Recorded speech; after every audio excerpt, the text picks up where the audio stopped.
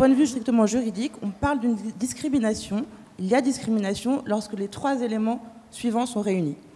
Tout d'abord, il s'agit d'une différence de traitement ou d'un traitement défavorable entre des personnes placées dans une situation comparable.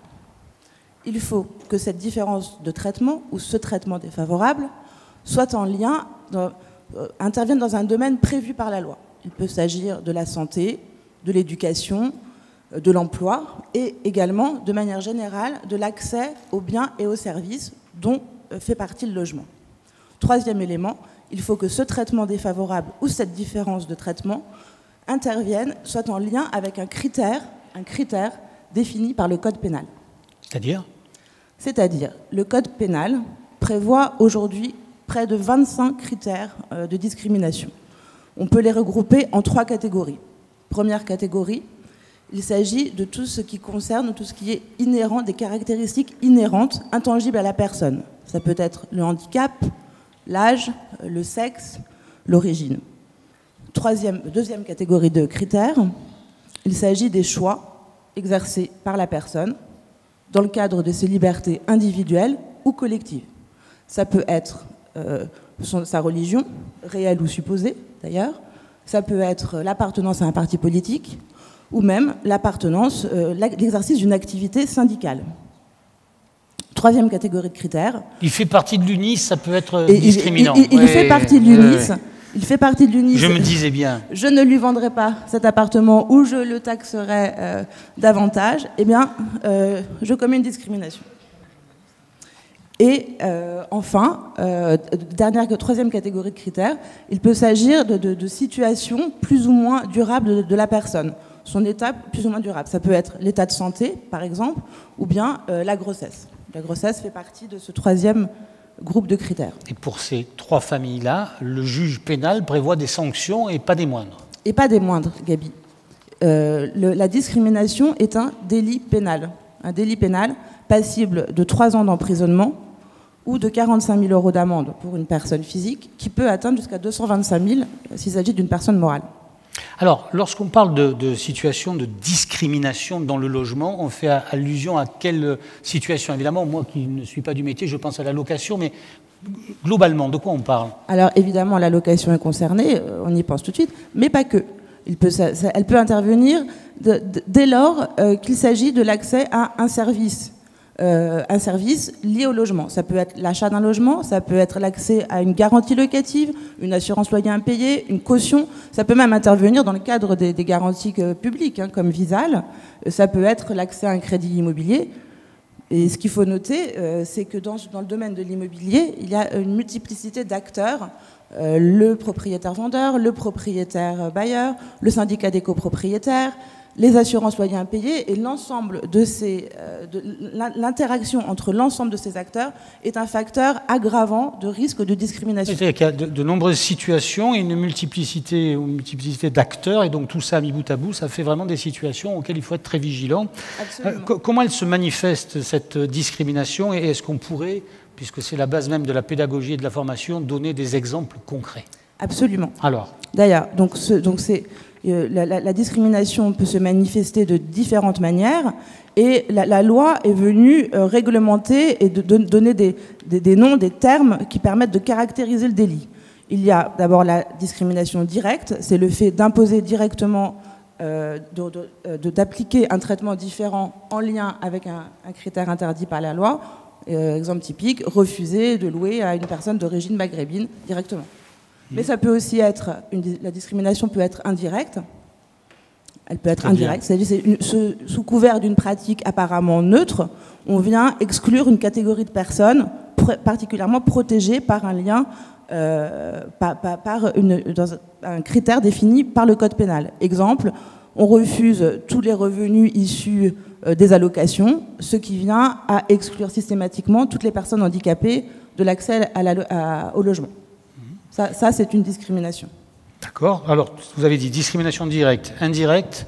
Quoi d'autre? Vous avez parlé de 4. Il y a également le harcèlement discriminatoire, ce qu'on appelle le harcèlement discriminatoire. Ça peut être un acte grave, un simple acte peut constituer le harcèlement, ou des agissements répétés qui visent à atteindre la dignité de la personne ou à créer un environnement hostile, offensant, dégradant. Exemple, le propriétaire bailleur se rend compte que son locataire est homosexuel, il va lui tenir des propos homophobes, lui envoyer des lettres d'insultes, etc. Donc, mais ça, il faut quand même une répétition de ça pas nécessairement. Pas nécessairement. Un acte particulièrement grave, dès lors que la dignité de la personne, on peut prouver que la dignité de la personne est atteinte, peut suffire à caractériser une discrimination. Discrimination directe, discrimination indirecte, harcèlement discriminatoire, quatrième grande famille, l'injonction à discriminer. Voilà, et ça c'est une quatrième grande famille qu'on peut rencontrer très fréquemment dans le domaine de l'immobilier.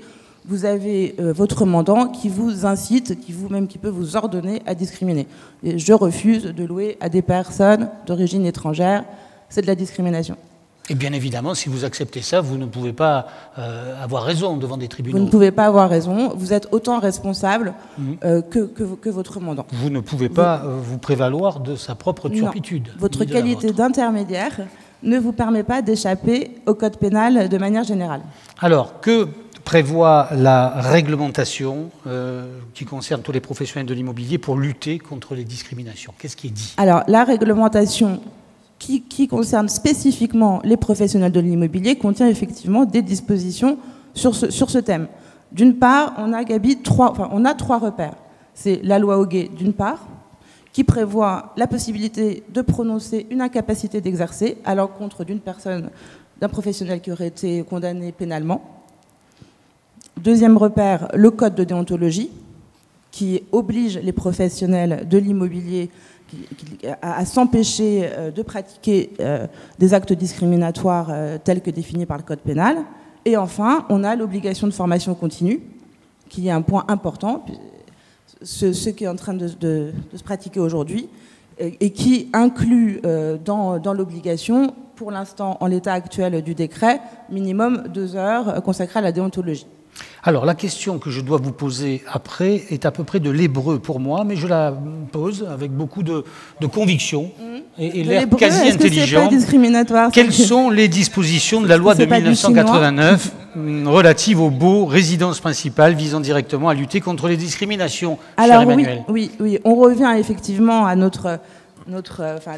la discrimination se manifeste d'abord dans la location. C'est pour ça qu'on pense d'abord à la location.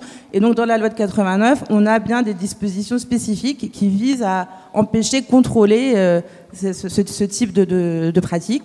Au niveau du choix du locataire, depuis la loi Allure, les critères qui empêchent le refus d'un candidat locataire sont harmonisés avec ceux du code pénal. Sur deuxièmement, le choix de la caution.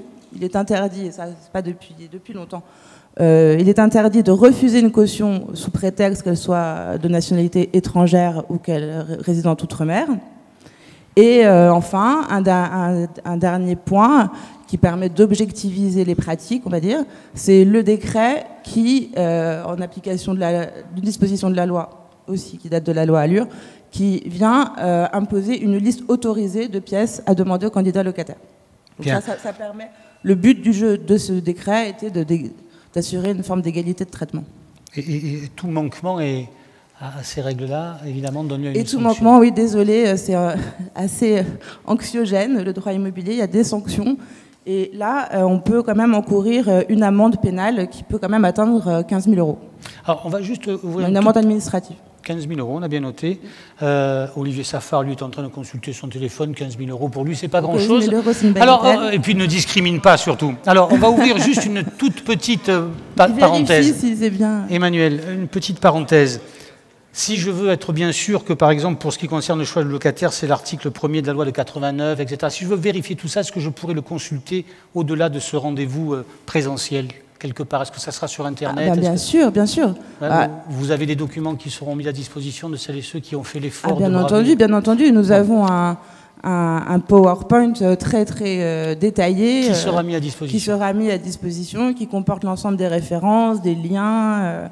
Non, parce que c'est très important de savoir quand même que le choix de la caution, interdiction de refuser un garant, c'est l'article 22-1, alinéa 3 de la loi 1989. Comment peut-on vivre sans savoir ça? Vous, Gabi, peut-être, mais moi, pour les gestionnaires, c'est important. J'en connais un autre qui peut résister à ça. Alors, si je suis victime ou témoin d'une discrimination, quels sont les moyens d'action? Et, entre parenthèses, quels sont les moyens de prouver qu'il y a eu discrimination?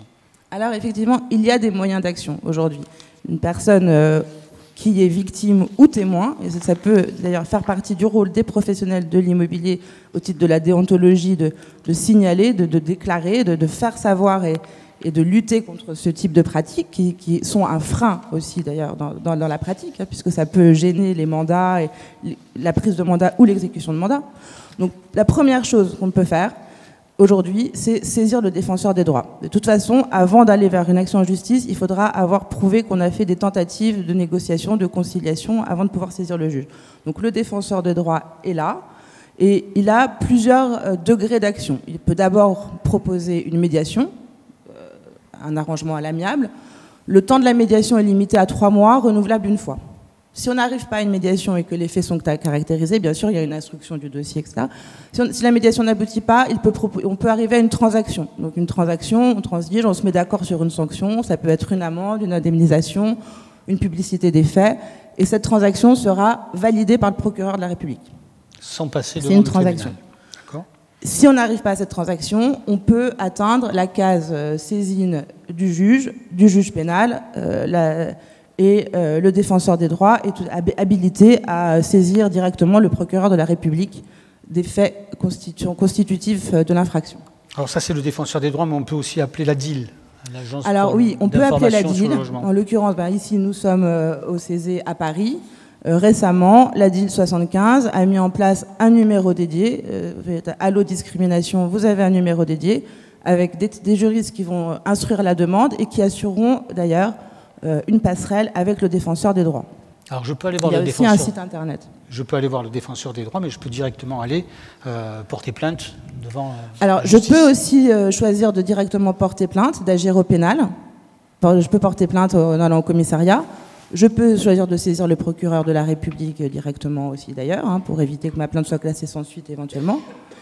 Voilà. Mais en dehors du pénal, j'ai un délai d'action de 6 ans, un délai de prescription de 6 ans, mais en dehors du pénal, je peux aussi choisir d'agir au civil. C'est possible, ça fait partie de la responsabilité civile. Et aujourd'hui, on a la possibilité de saisir, donc c'est plus le tribunal d'instance, c'est le juge des contentieux de la protection depuis le 1er janvier 2020. Il y a une différence entre le pénal et le juge civil. Il y a une raison qui peut justifier davantage que j'aille au pénal qu'au civil. Il n'y a pas vraiment de raison. Disons que le pénal, c'est une démarche qui peut être beaucoup plus longue, qui mérite, qui demande peut-être un investissement avec des avocats, qui est plus difficile peut-être une démarche plus difficile, plus longue, plus que le juge civil. Compliquée aussi bien émotionnellement que financièrement, etc. Le juge civil est peut-être plus simple et il permet aussi d'agir sans avocat. Bien. What else? What else? Juste en matière pénale, ce qu'il faut dire, c'est qu'on est protégé. Il y a la présomption d'innocence qui fait que c'est au demandeur de prouver les faits dont il se plaint, alors qu'au civil, il n'y a pas cette présomption d'innocence et ce sera au défendeur de prouver qu'il a fait ce qu'il fallait pour ne pas discriminer. La charge de la preuve n'est pas la même au civil qu'au pénal. Ah bon? Alors, je ne savais pas du tout. On reste sur la preuve ou pas? Écoutez, je pense qu'on a terminé. Ce qu'on peut dire quand même, c'est que d'ailleurs, grâce aux actions... Non, mais donnons un cas, par exemple. Imaginons, je veux louer un appartement à Paris et l'agence, parce qu'il n'est pas de l'UNIS, mais dit vous êtes Marseillais, je ne vous loue pas. Il va falloir que je fasse la preuve. C'est-à-dire qu'on ne va pas me croire. C'est-à-dire qu'il faut pouvoir constituer la preuve. Donc... Aujourd'hui, alors on peut essayer de s'auto-constituer des preuves, envoyer des courriers, etc. Mais maintenant, il faut quand même savoir qu'on a la possibilité de demander. Le testing est reconnu judiciairement comme un mode de preuve, aussi bien au civil qu'au pénal. Et d'ailleurs, le défenseur des droits s'est battu pour que le testing soit reconnu comme un mode de preuve au civil. Alors, il y a testing et testing, bien sûr. Il y a des critères pour que le testing soit reconnu. C'est pas une incitation. Mais c'est une voie possible aussi. C'est une preuve possible. C'est un mode de preuve reconnu devant les tribunaux.